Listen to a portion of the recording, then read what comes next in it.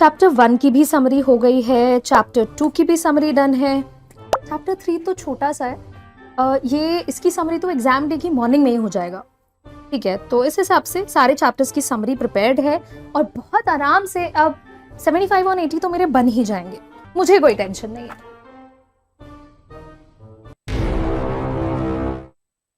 क्या यही स्ट्रैटेजी तुम भी फॉलो करते हो अपने इंग्लिश एग्जाम की तैयारी के लिए? अगर करते हो तो एक बार जल्दी से कमेंट सेक्शन में मुझे बताओ, क्योंकि मैं यहां पर पहले ही क्लियर कर दूं कि अगर ये समरी वाली स्ट्रैटेजी आप फॉलो करने वाले हो या कर रहे हो तो इसे अभी के अभी छोड़ दो, क्योंकि सिर्फ समरी पढ़कर अगर इंग्लिश में मार्क्स आ जाते तो फिर बात ही क्या थी। Hello my amazing students, welcome to science and fun education. I am Deepika, your English educator. और आज हम इस वीडियो में ये जानेंगे कि भाई इंग्लिश को सही तरह से पढ़ने का तरीका क्या है, ताकि मिड टर्म्स हो चाहे बोर्ड्स हो, हम बहुत इजीली अपने इस प्यारे से सब्जेक्ट को बढ़िया मार्क्स के साथ क्लियर कर जाएं। अक्सर ऐसा होता है, हमसे कह दिया जाता है कि भाई समरी पढ़ लो, समरी पढ़ लो, समरी पढ़ लो, पर क्या हमेशा समरी पढ़ लेने से ही इंग्लिश इजीली हो जाती है? क्या हमारे लिए सिर्फ पास होना ही एक गोल है?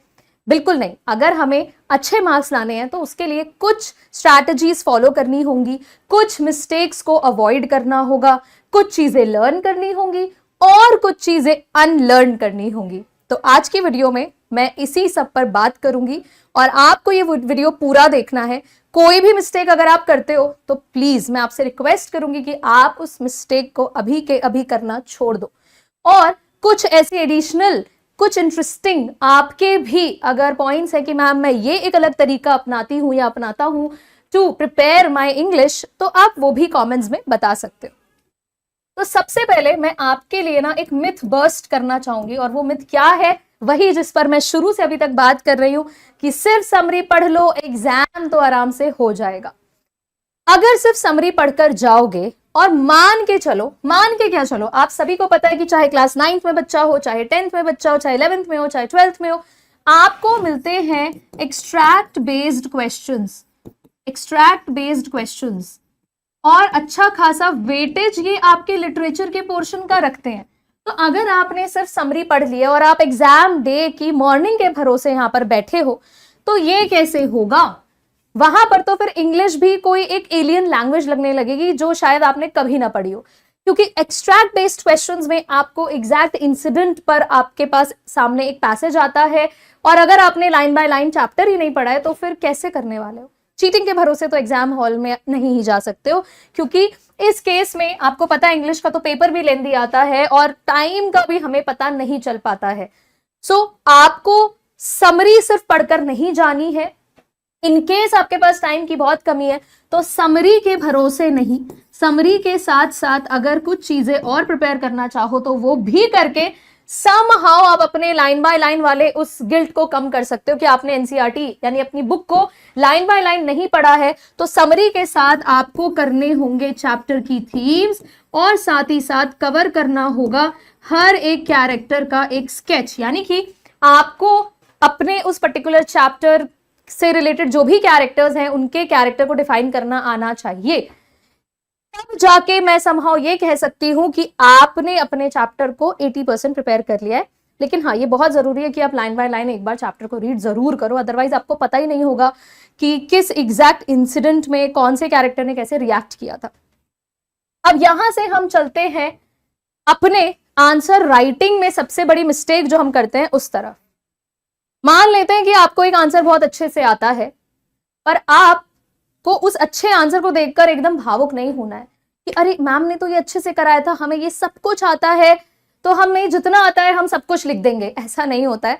आपको मान के चलो कि कोई आपके सामने अगर शॉर्ट क्वेश्चन आंसर है, कोई शॉर्ट आंसर टाइप है, हमेशा ध्यान रखना क्वेश्चन के ऊपर उसका टाइप भी लिखा होता है कि ये शॉर्ट आंसर टाइप में आता है, ये एक्सट्रैक्ट बेस्ड है, ये लॉन्ग आंसर टाइप है।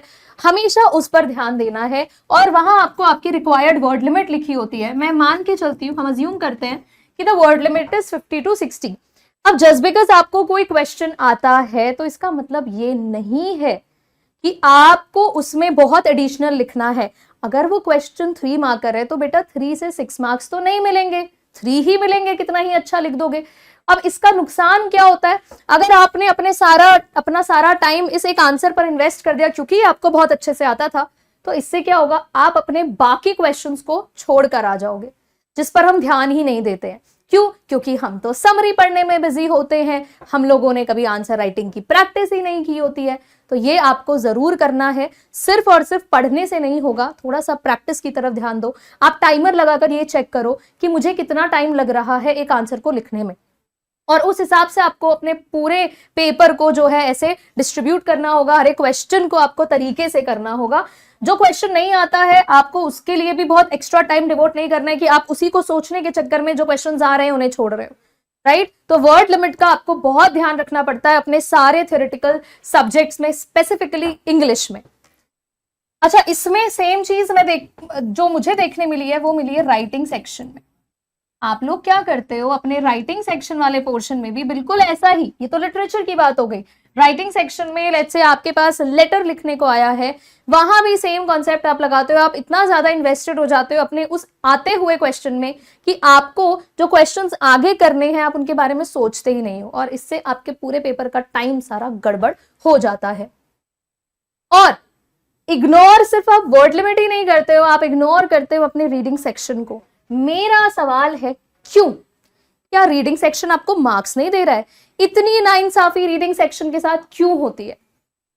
ऐसा तो नहीं है कि उसका बहुत कम आपका वेटेज है एग्जाम में, ऐसा बिल्कुल भी नहीं है। अच्छा खासा 20 मार्क्स का, 22 मार्क्स का, अलग अलग क्लासेस की मैं बात कर रही हूं।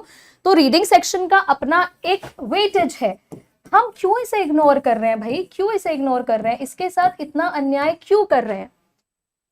मैं बार बार बोलती हूं, बिना रीडिंग सेक्शन की प्रैक्टिस किए जब तक आप अपने आप को इस तरह से प्रिपेयर नहीं करोगे कि गिवन टाइम में हम पैसेज को सॉल्व कर रहे हैं, तब तक एग्जाम में ना हमारे लिए वो एक सरप्राइज ही रहेगा।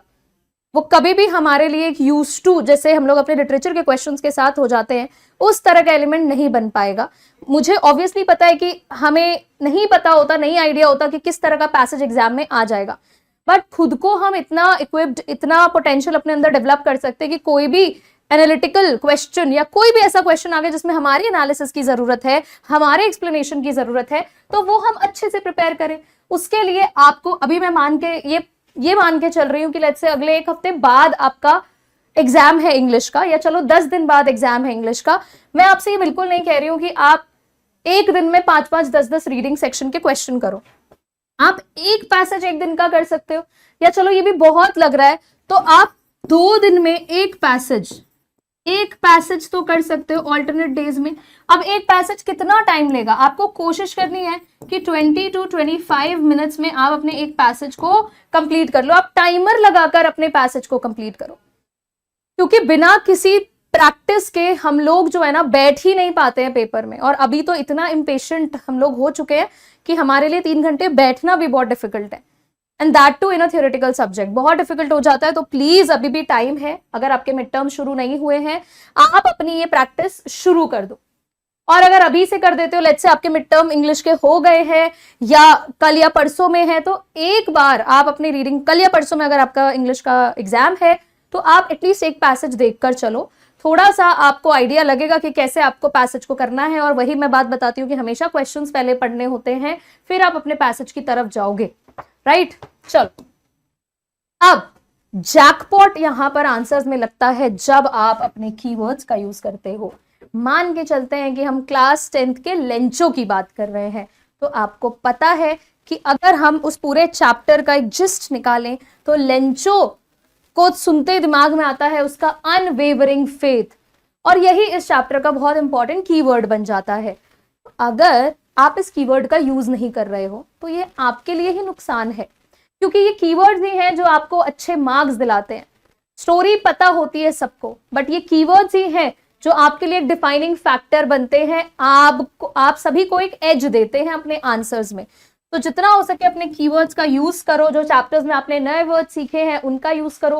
वो एग्जैक्ट वर्ड नहीं याद आता है तो थोड़ा सिनोनिम यानी उसी से रिलेटेड कोई और वर्ड आप वहां पर यूज कर सकते हो, कोशिश ये रहनी चाहिए। और अगर आप नोट्स लेट्स से इंग्लिश के नहीं बनाते हो तो हमेशा एक हैबिट डेवलप करो। अगर ये वीडियो अभी तक आप देख रहे हो कि जो भी चैप्टर आपका होता जा रहा है, लेट्स से चैप्टर 1 आपने किया तो उसके कीवर्ड्स आप एक जगह पर नोट कर लो, ताकि एग्जाम टाइम से पहले आप उन कीवर्ड्स को फटाफट से रिवाइज कर सको और अपने आंसर में समहाउ उसको फिट करो। अब जबरदस्ती नहीं लगाना है, मान लो किसी सेंटेंस में फिट ही नहीं हो रहा है फिर भी हमने लगा दिया, तो ये नहीं करना है, लेकिन कहीं ना कहीं कोई ना कोई वर्ड तो डेफिनेटली यूज हो रहा होगा। And then most important, last but not the least, जब एग्जाम हॉल में बैठे हैं, आंसर वगैरह सब कर लिया है, इतने एक्साइटेड हो जाते हैं पेपर खत्म होने पर कि ये लो भाई सीधा जाकर बस जल्दी होती है किसी तरह ये पेपर सबमिट हो जाए, हमसे दूर हो जाए बस, और कोई इस पेपर के बारे में बात ना करे। और इस सब में हम ये तो भूल ही जाते हैं कि अरे भाई जो लिखा है वो हमने एक एग्जाम प्रेशर में लिखा है, राइट? और उस एग्जाम प्रेशर की वजह से कई बार हमें पता ही नहीं चलता whatever we are writing might be incorrect. तो फिर क्या होगा? फिर वहां पर कोई ना कोई वर्ड, कोई ना कोई स्टेटमेंट, कोई ना कोई एक्सप्रेशन हम ऐसा लिख देते हैं जो ग्रामेटिकली गलत होता है या शायद कभी कभी रिलेटेबल नहीं होता और हम कुछ ना कुछ स्किप कर जाते हैं। इसीलिए हमेशा अपनी आंसर शीट को सबमिट करने से पहले यू हैव टू रिवाइज। अच्छा, रिवाइज कैसे करते हैं? आप लोग ना थोड़ा सा कोशिश करो कि जो मन में है आंसर वो नहीं पढ़ना है, जो सामने सेंटेंस आपने अपनी आंसर शीट में लिखा हुआ है उसको वर्ड टू वर्ड आप देखो, क्योंकि कई बार हम लोग अगर सेंटेंस को पढ़ते हैं तो कुछ हमारे वर्ड्स में, कुछ हमारे माइंड में ही वर्ड्स आ जाते हैं जो हमें लगता है कि हमने लिखे हैं पर वो लिखे नहीं होते हैं, और रिवाइज करने के बाद भी कई बार वो स्किप हो जाता है। सो जो आंसर लिखा है उसको पढ़कर देखो कि कहां पर आपने अपने कोई कीवर्ड को मिस कर दिया है। क्या पता क्वेश्चन में जो 2 पार्ट्स थे दूसरा पार्ट हमारा मिसिंग हो गया है, क्योंकि घर में जब आप प्रैक्टिस करते हो, मान के चलो आप PYQs भी सॉल्व कर रहे हो, आप कोई सैंपल पेपर भी सॉल्व कर रहे हो, एग्जाम हॉल का प्रेशर बहुत डिफरेंट होता है। तो आपको इस बात का खास ध्यान रखना है और मुझे प्रॉमिस करना है कि मैम बिना, देखो अगर आपने बिना रिवीजन के सबमिट कर दिया है ना तो आप ऑटोमेटिकली अपने 5 से 10 मार्क्स खुद ही माइनस कर लिया करो, अगर बिना रिवीजन के आपने सबमिट किया है। ठीक है, तो ये काम आपको करना है, आपको रिवीजन जरूर करनी है। एंड आई होप कि इन सारे पॉइंट से आप समझ गए होंगे कि एग्जैक्टली किन एरियाज पर आपको फोकस करना है अपनी इंग्लिश प्रिपरेशन के टाइम पर और किस तरह से अपने आंसर शीट को सबमिट करना है। और मान के चलते हैं कि भैया मिड टर्म इंग्लिश का हो भी गया है तो ये सब स्ट्रैटेजी तो बोर्ड्स में भी काम आएगी। तो अभी से लग जाओ और जितनी भी बातें बताई हैं, जो भी मिस्टेक्स बताई हैं, उन्हें अभी से अवॉइड करना शुरू करो, अनलर्न करना शुरू करो, और जिन स्ट्रैटेजीज को फॉलो करने का है उसको आज से अपना डे 1 मानकर वो स्ट्रैटेजी पर लग जाओ। Thank you so much. और इन्हीं स्ट्रैटेजीज से आपको और भी अच्छे से हेल्प करने के लिए आगे सेशंस कुछ ना कुछ मिलते रहेंगे। सो सेशन को लाइक कर देना, शेयर कर देना फ्रेंड्स के साथ और चैनल को सब्सक्राइब कर लेना ताकि आपको रिलेटेड वीडियोस मिलते रहे, हर एक सब्जेक्ट से रिलेटेड और डिफरेंट कंटेंट भी आपको यहीं पर मिलता रहेगा। So thank you so much. I will see you in the next video. बच्चों, वीडियो में आगे बढ़ने से पहले एक छोटी सी लेकिन बहुत इंपॉर्टेंट बात करने जा रहा हूं। हमारा बैच 2.0 लॉन्च हो चुका है जिसमें हम लोग रोज आके आपको लाइव पढ़ाने वाले हैं हर एक सब्जेक्ट। इसमें 9 से लेकर 12 तक सारे बैचेस आपको हमारे ऐप पे मिलेंगे। साइंस के साथ साथ कॉमर्स, NDA और CUET के भी बैचेस अवेलेबल हैं। तो फिर देर किस बात की, डिस्क्रिप्शन में दिए गए और फर्स्ट पिन कमेंट में दिए गए लिंक को क्लिक करो और बनो साइंस एंड फन के पेड बैच का हिस्सा। याद रहे, जो डिस्काउंट है सारे पेड बैचेस में वो लिमिटेड टाइम के लिए ही वैलिड है। अब वीडियो में आगे बढ़